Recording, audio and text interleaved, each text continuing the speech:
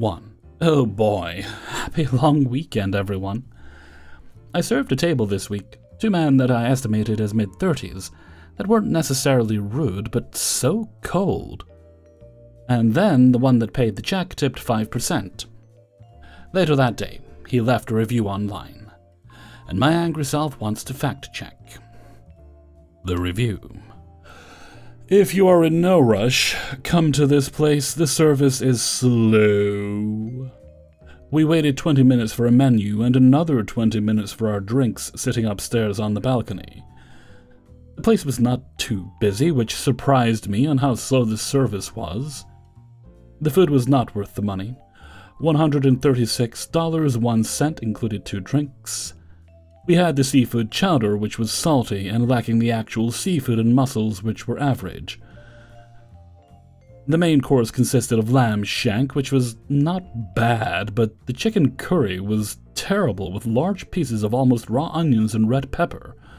I couldn't eat it. Total time for lunch was 2 hours. With the good review on this place, we thought we would have enjoyed our lunch, but this review is reality. The fact check. 1. You did not wait 20 minutes for a menu. That is literally impossible. The balcony patio is nearly always full and has a wait time 9 times out of 10. If you waited for a menu at all, let alone 20 minutes, again, impossible.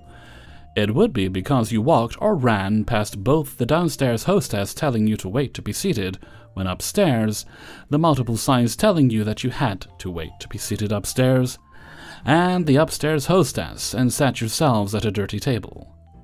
2. You did not wait 20 minutes for drinks, you waited 7. Want to know how I know?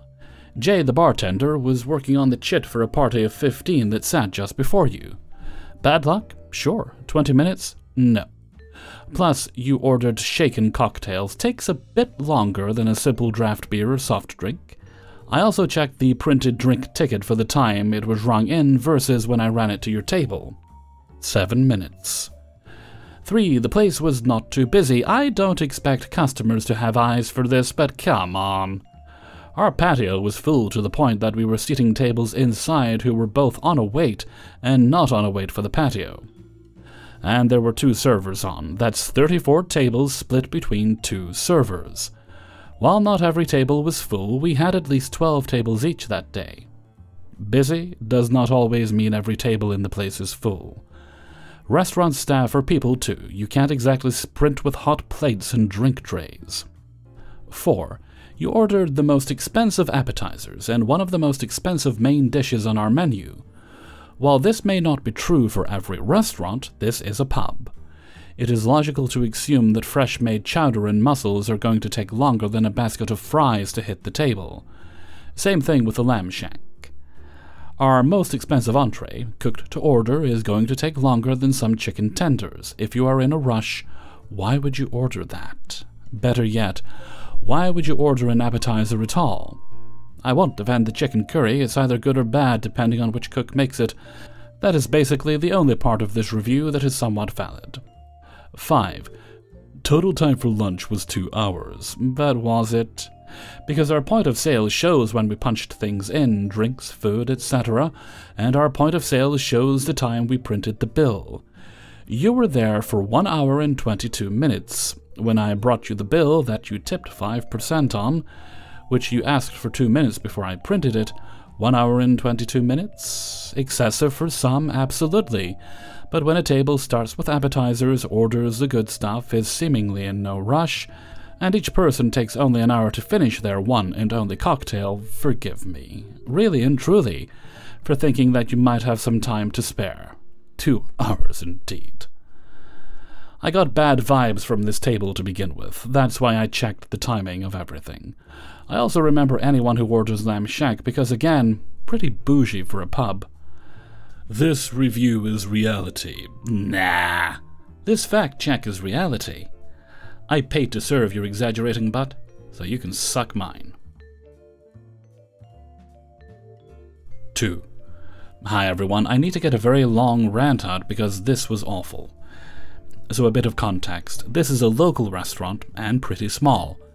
It can fit maybe 100 total guests including the bar. Our brunch, the shift I worked in this hellscape of a day, is insanely complicated. Each dish we have to scoop out at least 3 sauces. We have to make French press coffee and tea, pour the milk and sugar into ramekins, have to make and pour complimentary mimosas, and we have to get a basket of these little teensy pastries. It's a lot, especially because we don't have enough of the actual glass and silver for the whole shift, and end up having to polish on the fly. On a regular day, it's not like it's that hard.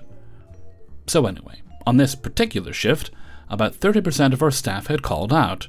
We were down in SA, the only dishwasher, a server, and a manager. The owner and head chef was there, and he's always such a treat on Sundays. I also want to add I am the best reviewed server there, and at least a couple of times a shift I get told how awesome I am. I have regulars, I've been in the industry a few years, and I'm usually very good at handling high volume. I have served a whole busy shift with just myself, the host, and a food runner on multiple occasions for lunch and dinner service, with literally no mistakes, not one. On this particular day, since one server was missing, and the other 2 servers working with me just didn't care at all, and aren't particularly good, they are both the type to stand around with someone's credit card and just talk while on the actual floor in front of guests. They regularly take 5+ minutes to greet, even longer for drinks and taking orders. You get the picture. One of these 2 had a much larger section that was split between rooms, so I offered to take one whole room. Usually no biggie for me. It starts pretty normal, but then I get sat rapid fire. Like every time I turned around, the hostess had seated several more tables. I had one guy that wouldn't read the menu, so I had to go over it with him. I had a Korean family who spoke very little English, which normally I love. I love being the nice American and giving people good memories here. However, because we had a language barrier, it took much longer than usual, and they wanted to try a lot of different things, so it was a huge order. Then I had a lady with dementia, and that's not her fault at all, but it was time-consuming as well. It was hell. I had 12 tables, all of whom wanted mimosas and coffee and extras and needed a million different things, which without a dishwasher and with nobody keeping up with polishing, it was very difficult. I was absolutely drowning. The whole place was chaos. Everything just broke completely down. I had absolutely zero help. The other 2 were literally standing around and joking, and I was on the verge of a panic attack. My hands were shaking so bad I broke a glass. And then I got yelled at for being too slow by a guest, and I started hyperventilating uncontrollably, which made me panic more. So I started crying right there. I tried my absolute best to not cry, and I just couldn't. I literally couldn't breathe at all. I had to take a minute to step outside and calm down. I actually almost lost consciousness because I was hyperventilating so hard. So as I'm outside, the hostess got screamed at. She blamed me and came out and was screaming at me.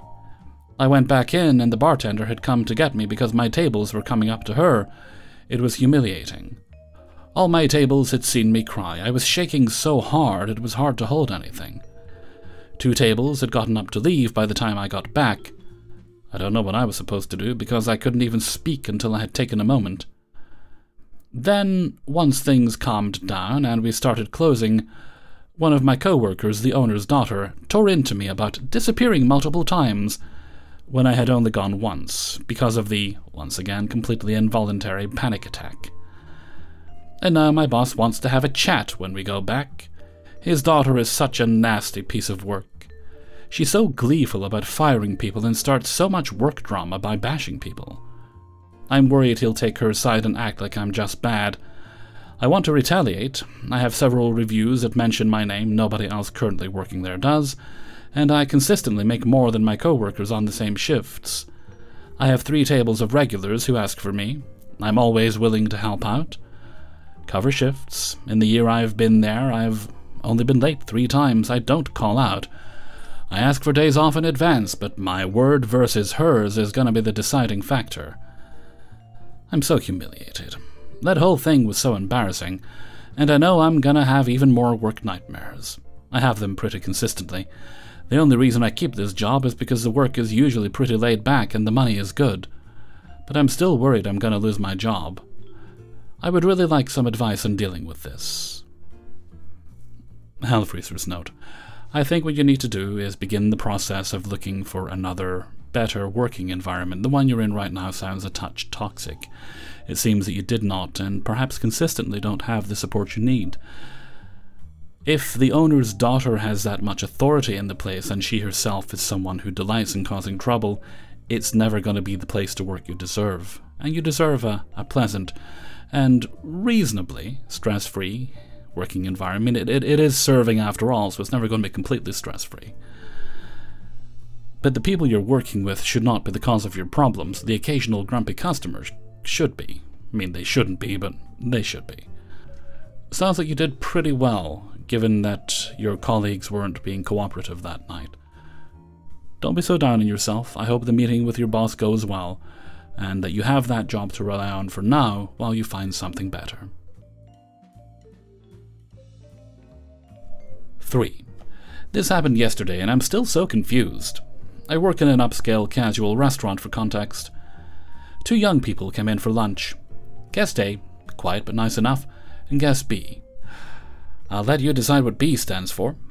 We are extremely slow at lunchtime, so I always tell people to choose any table they like. I believe this is where it all went wrong, but I can't be sure.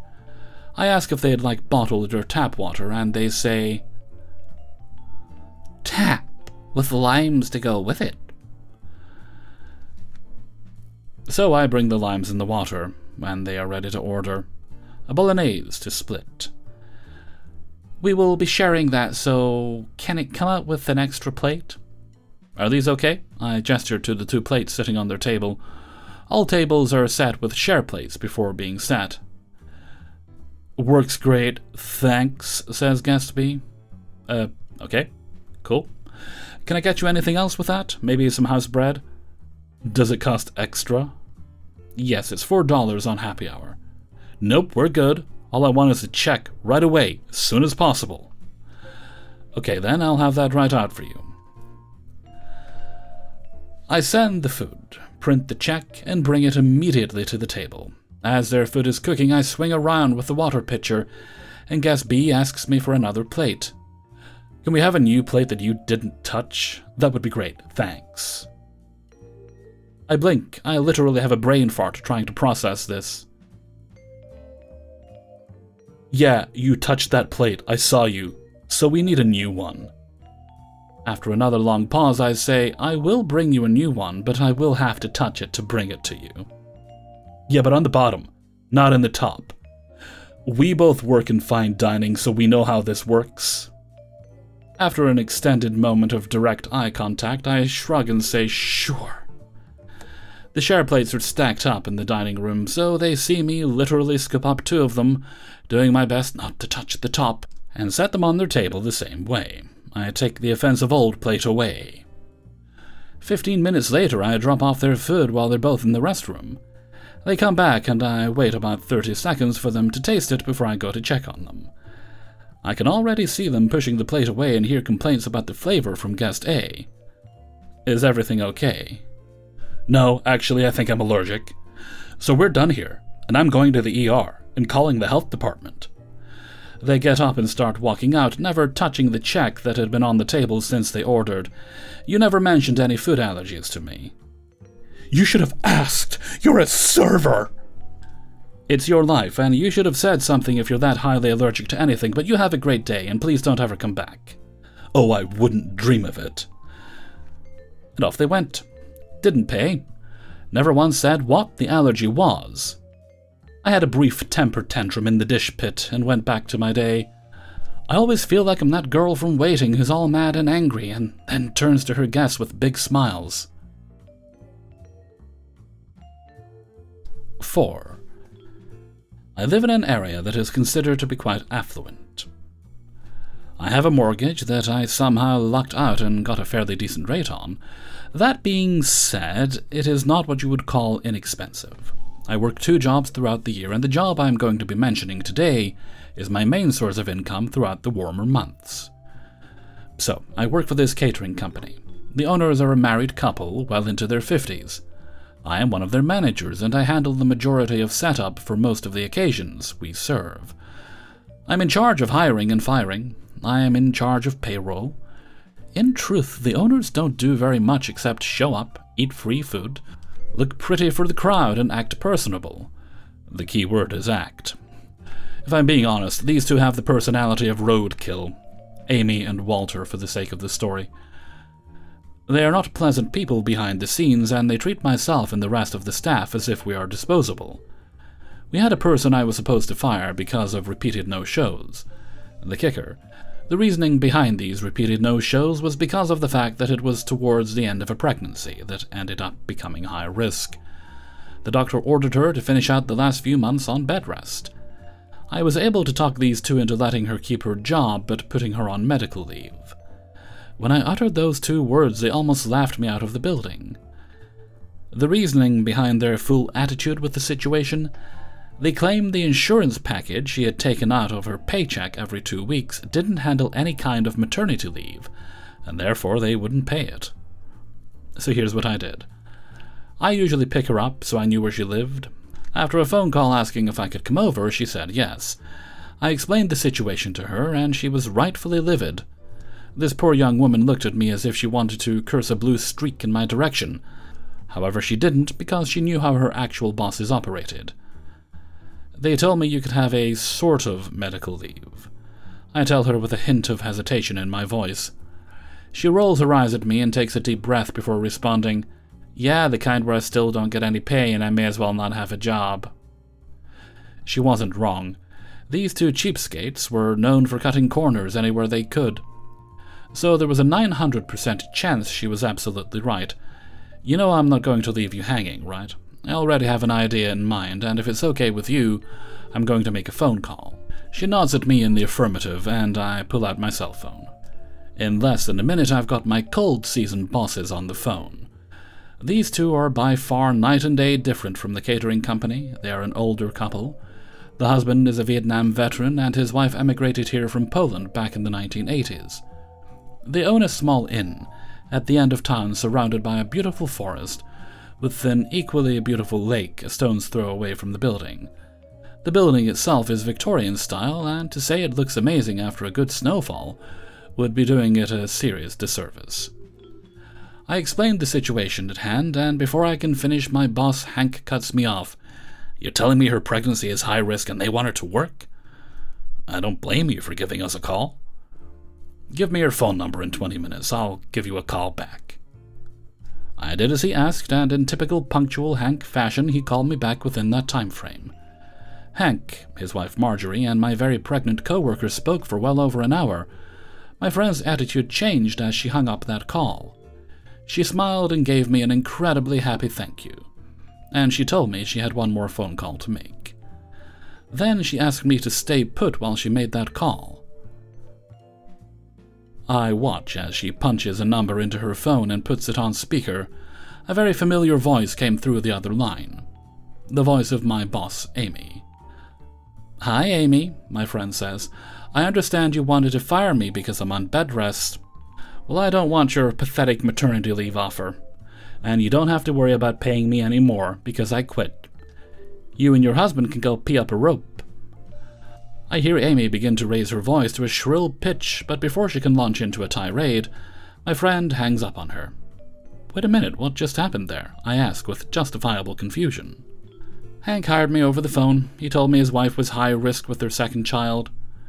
He was so much more understanding. All I have to do is fill out the application online so he can put it into the system. He even said he could help me with my household expenses by prepaying me. He's going to take 10% out of my paycheck until he gets the money back." Good God, I wish I'd found these folks first. I smiled because it was honestly no big surprise to me. They were well known to help employees in need. They helped one of my co-workers pay for his father's funeral expenses 100% out of their pocket.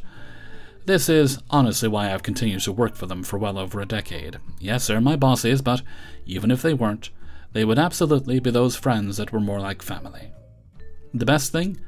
After my friend had to go in for an emergency C-section, they brought her flowers in the hospital and let her know that they had no problems with her bringing the baby to work if she felt comfortable with the idea. They kept their end of the bargain, and she's still with them throughout the year to this day. But back to Walter and Amy. As I previously mentioned, this is what most people would consider to be an upper middle class or rich area. It's not an uncommon occurrence to have a celebrity or two blow through our area to take in the scenery. These two have this weird way of finding out who's in town, and they exhibit borderline stalker behavior when they tell us they're going stargazing. They have this wall of fame in their home directly across from their front door. It's garish, creepy, and not something your average person would claim bragging rights to. Why do I say this? Because in all but 3 or 4 photos, you can tell these people were not expecting to have their pictures taken. They're eating, talking amongst friends, or resting after walking on one too many nature trails. And damn near every one of these pictures has Amy and Walter taking impromptu selfies with these poor people in the background, looking angry or confused. The only times they have ever asked permission to take pictures with these people was if they had no other choice but to do so. So, in these pictures, where that famous person is standing and smiling while looking at the camera and shaking their hands, that person is quite often a right-leaning politician, and in one case, a recently disgraced YouTube podcaster that once had a show about the war on info. Not really a photo I would want framed up in my house, let alone brag about. But they are who they are, and to say they're on a different wavelength, well, understatement of the century. When I first started working for them, it wasn't too bad. I was younger and a bit naive. I didn't pay a lot of attention to their behavior, and I got to meet a few celebrities on my own. The difference? I let it happen organically. I have a few photos of myself with people like Dennis Hopper, Busta Rhymes, Papa Het, also known as James Hetfield, Shakira, a gleefully happy and healthy Macaulay Culkin, and Jessica Lange, just to name a few. Every single one of them ended up showing up at one of the events we catered, whether it be for charity or just due to the fact that they were friends of whatever family we happened to be working for. That's just one of the things I dislike about them. The other thing? They're swingers.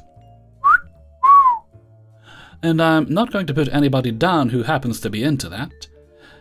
There's just a certain way you go about it, and they certainly don't do it in any kind of fashion that comes across as being, well, okay.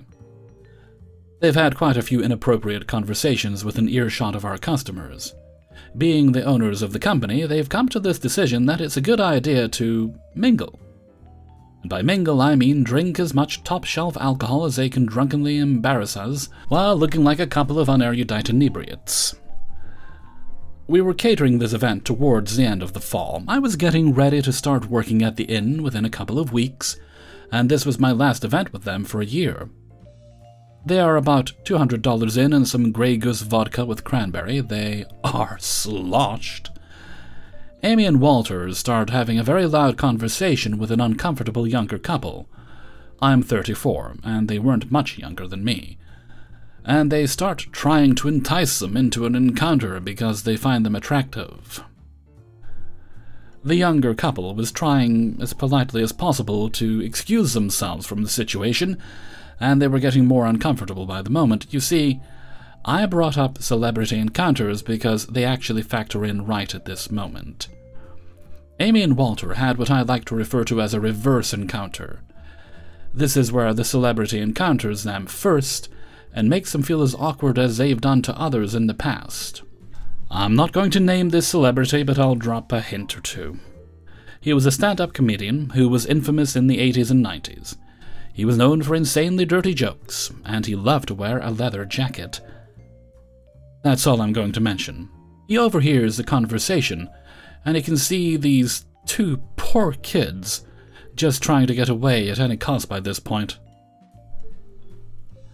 I watch as he gets up from his table and slowly makes his way over to them. He's walking with his head slightly tilted to the side, and I can tell he's getting every single slurring drunken word these 2 are letting spill out of their mouths. He gets a little less than 10 feet away from the table before finally speaking up. "Hey yo, are you too freaking serious right now?" Amy and Walter's attention suddenly shifted to the man yelling at them, and for a moment they look starstruck. And then they realize the gravity of the situation. "Look around. I'm spotting at least 18 tables where kids are present. And you two jokers are sitting here talking about your favorite positions and things like you do when you got team participation in the bedroom. Nobody wants to hear that. And that's coming from me. That's coming from me, then you know you've messed up. I feel it would be in your best interest to sober up, shut up, and leave before you get slapped with the lawsuit." 5. I need a reality check. I can't tell if I'm blowing things out of proportion or not. I work at a small bakery with about 7 or 8 employees, and we're all pretty close. I'm almost 100% sure that one of my coworkers is trying to get me fired. He's a 37-year-old man. I'm a 24-year-old woman. Within the past 4 weeks, he has become quite passive-aggressive to me. We are both leads and make the same amount of money. Recently, our manager told us that she might hire an assistant manager, and ever since then, my coworker has been trying to make me look bad or get me fired. At first, I thought I was imagining it, but now I don't think I am. He's an opener, I'm a closer. Every single time that I closed, he would leave some sort of comment to everyone on our group chat, which includes our managers, about how I did something wrong. It started off small at first, but then he ended up writing entire paragraphs about my mistakes, or about the mistakes the people I closed with made. He didn't always used to do this. It started about 2 months ago, and he's worked with me for almost a year. The other openers have told me I'm doing a good job as well.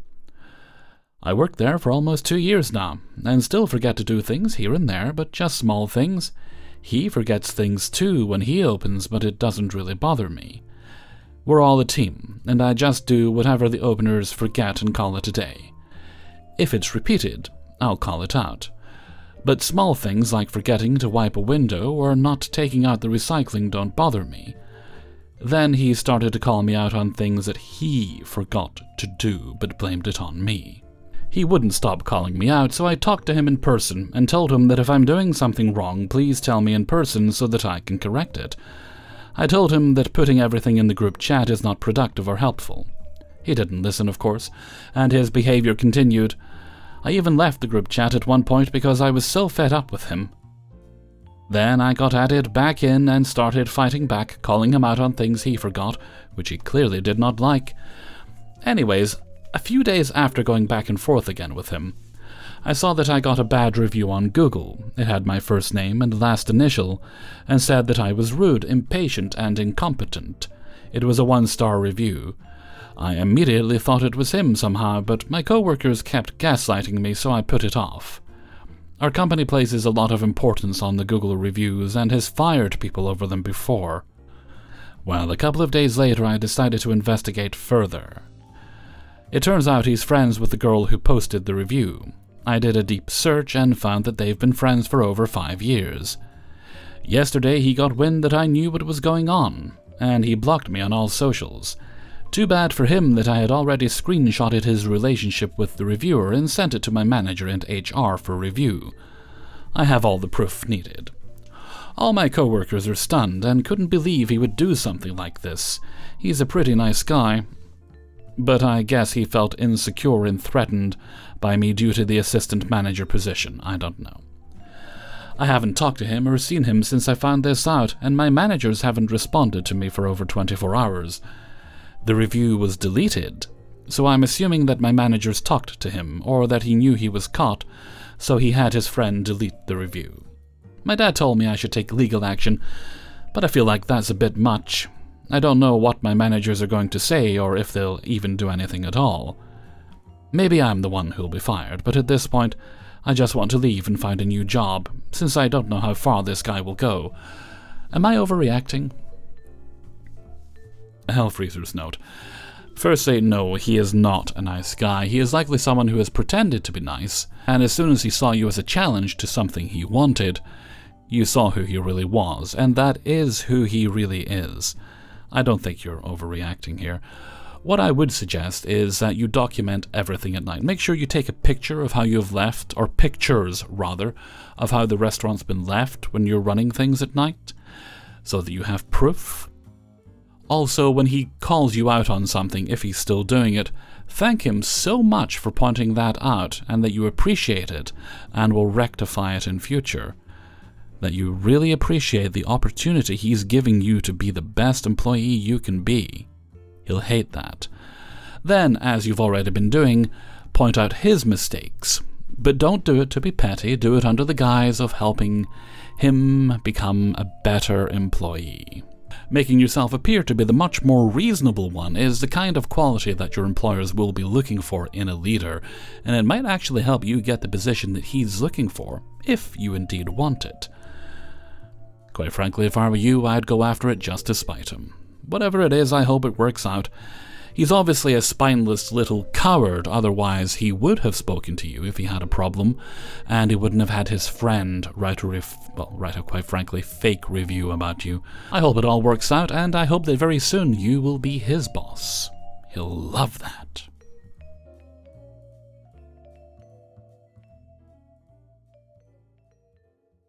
Hey everybody, Hellfreezer here, and thank you very much for listening to Spinning Plates, episode 255.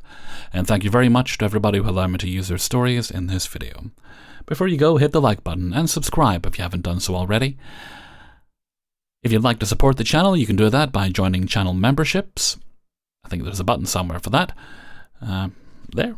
You can't see where I'm pointing, but I'm pointing down. I think there's a button there. And you can also support me on my Patreon page, where that's pay what you feel, and you get early access to the videos. As well as, let's see, in the description, there's a link to the merchandise store. And also my Discord, there's a link there for that too, if you'd like to join. And you can make tips on any video if you feel like doing so as well. None of that is required, but it is much appreciated. Okay, no other business today, so let's move right along to Hellfreezer's question of the day. And today's question is: do you prefer hot desserts with cool custard or cool desserts with hot custard? I like both, but it depends on my mood. I like things like apple crumble or something with like a toffee pudding. I like them warm with cool custard. And if I'm having like a slice of cake, I like that to be cool with hot custard, or caramel shortcake with hot custard, because it melts the caramel and it's very, very yummy. Let me know what you think in a comment below. And before we go, let's take a look at the answer of the day from a previous video. And this was about where would you want to spend for eternity, heaven, hell, or earth? And today's answer comes from Carrie Emberly Hamby. Picking between the three, I'd certainly pick heaven. But I think if I could live in a world much like Earth, but populated only by the people who died at least once, maybe the more lives you've lived, the more realms you have access to, and I can't remember what it's called, mental pruning? Where we're more likely to forget things we haven't thought of recently, that sort of thing. Yeah, if that keeps going at a healthy rate, I think eternal life would have enough variability to keep me interested forever. And I think people would generally get a bit wiser, making them less likely to commit crimes. Of course, there would most likely still be criminals, but in our increased wisdom, we would come up with better ways to deal with them. Thank you very much for your answer, Carrie Emberly. Of course, the ideal one, I think, would be the way they do it in The Good Place, where you go to sort of an in-between, a purgatory, and depending on how well you've done on Earth, you'll have point totals, and everybody, even the worst criminals, will have a chance to go through the system again and again and again until they have enough points, i.e. not sucking as people, to get into the good place, i.e. heaven. Or maybe hell's a lot more fun than we thought, who knows. And with that, I'm going to head off for now, so until next time, thank you very much for listening, and take very good care of yourselves.